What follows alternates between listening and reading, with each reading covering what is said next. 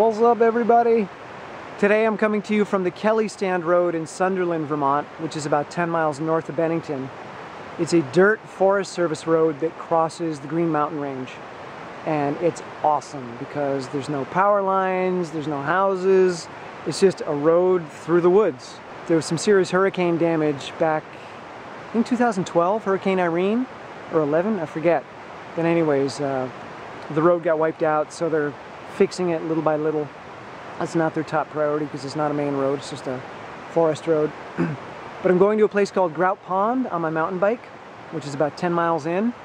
And the first 7 miles of this road are all uphill as you climb to the top of the Green Mountain Range. So it's a 7-mile climb, then it drops for 3 miles to the pond, and then I got to turn around and climb 3 miles, and then I have a 7-mile downhill. So 10 miles of total climbing. It's going to be a bruiser, and I'm looking forward to it. All right, see ya. I'll show you what I see out there.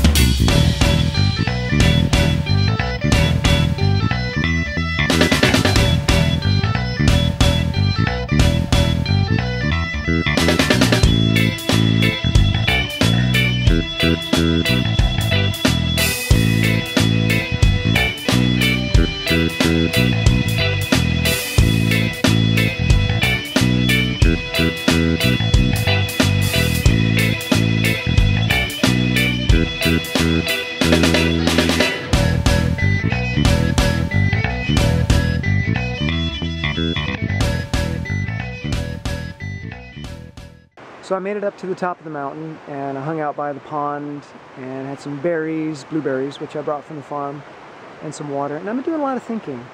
One of my big core values is honesty and transparency.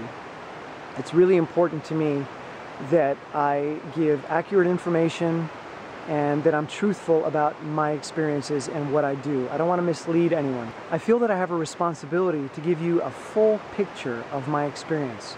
Not just the good stuff, but also the bad stuff. I don't want you to see me just standing up. I also want you to see me falling down and how I stand up again. I think that's really important. People that are just showing you their good side and how they're always standing up and how they've always got the answer, they're not giving you the full picture because they want to sell you something. Whether they're selling you a book or they're selling you a retreat or they're just simply selling you an ideology, a belief system. They're selling you something. If they're not showing you the bad stuff, they're not showing you everything. So something's been happening to me over the past probably 3 or 4 months that I haven't talked about yet. I was going to wait until the Woodstock Fruit Festival to talk about it, but I decided that I'm going to share it now. I haven't been running since late spring, and even then I wasn't running much due to my Achilles injury, which moved into my heel bone. I've been doing a little bit of running, but I stopped that in May. And from May until last week, I was doing spin bike in my studio, and that's it. That was my only exercise, was spin bike. And I would do it really intensely. Like, I'd bust my butt in there. Because it's hard to get your heart rate up on a bike unless you're really working hard. So I wanted to keep the equivalent heart rate that I had running on the bike. So I crank the resistance, I stand up on the bike, and I work. And I started at around 30 minutes, but got up to doing like an hour and a half a day on the spin bike. And it was a sufferfest. I hated it. I dreaded it. Every day I would avoid going into the studio because there was a spin bike staring at me.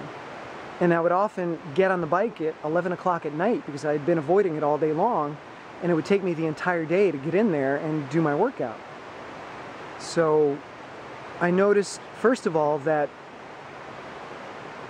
exercise on the spin bike was never an antidepressant for me. It simply added to my stress. And there are a lot of people and studies that will say that exercise is the best way to mitigate or deal with depression. And I found that that's simply not true if it's exercise on a machine indoors. I've had similar experiences with treadmills and elliptical machines and other things that I've done while injured. It's not an antidepressant for me. In fact, it has the opposite effect. It makes me feel like crap, it stresses me out, it makes me want to avoid the workout, and even when I'm done, I'm not feeling good. I feel like I just was stuck in a studio on a spin bike suffering for an hour to 90 minutes. And the thing that really got my attention was that I was starting to gain weight.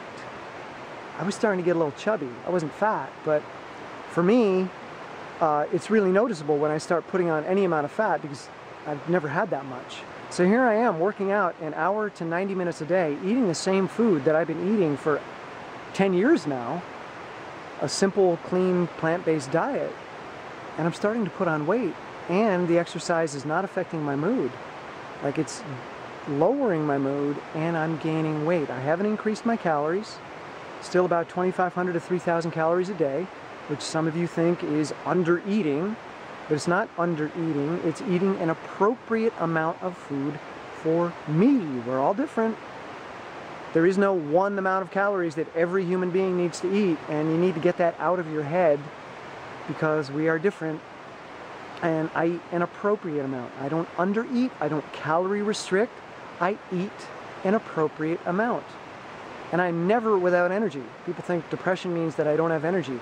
No, no, no, no, no.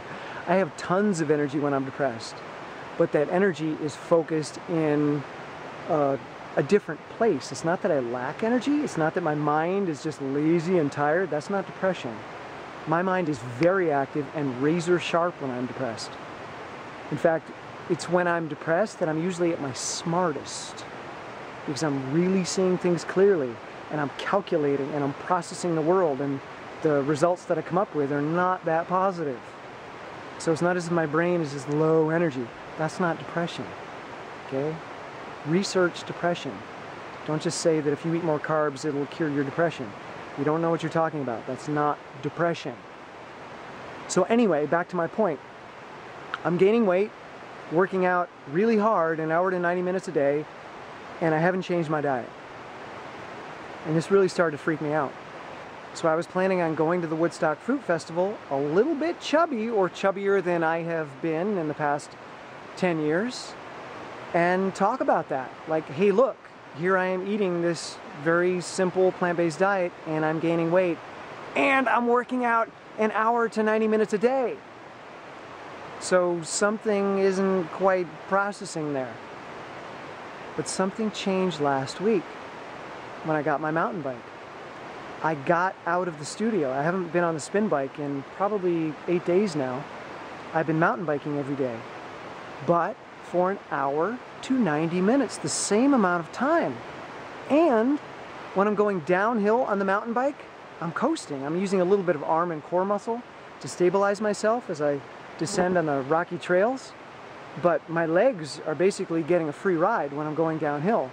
So my effort between the mountain bike and the spin bike is probably less on the mountain bike. I'm exerting more continuous effort on the spin bike, probably burning more calories, but now that I've been mountain biking for 8 days, I'm leaning out again. So same time for exercise, diet hasn't changed at all, but less effort in the exercise, but I'm out in the woods. And mentally, boom, major antidepressant again. So I'm feeling much better. Like, I was having a rough time not being able to run, not getting out into the woods, and just being stuck on the spin bike. Man, was that emotionally challenging for me. It's one of the hardest periods that I've gone through in this past decade. This has been a really tough summer for me, and I wasn't quite sure what to do. Here I am gaining weight, and I can't deal with my depression, but the mountain bike, getting out into the woods, has changed everything. So I think it might have something to do with stress. In my belly fat myth video, I talk about how stress causes you to store more fat, especially in the belly area, and that's where I was gaining my weight. Most of my weight was going around my belly. I was getting visceral fat, eating a simple, high-fruit, vegan diet and exercising 60 to 90 minutes a day. And now that I'm out on the mountain bike, fat's coming off, My stomach is changing, my mood is changing, and I'm back to where I was before. So the idea that exercise is all you need is a myth. I believe now, from my own personal experience, and I have a lot of experience with exercise, I think you need to get outside. So if you're eating a plant-based diet and you're exercising indoors and you're stressed about it and you're not happy and it's not lifting your mood and you're not losing weight or you're gaining weight, get outside. See what happens. It's made a massive difference for me in just 8 days. And the only thing I changed was going outside on my mountain bike rather than being on my spin bike. That is the only thing that has changed. Okay, so I want to do some more experimentation with this. So try it. If you're working out inside, try getting outside, try getting into the woods, try going someplace inspiring.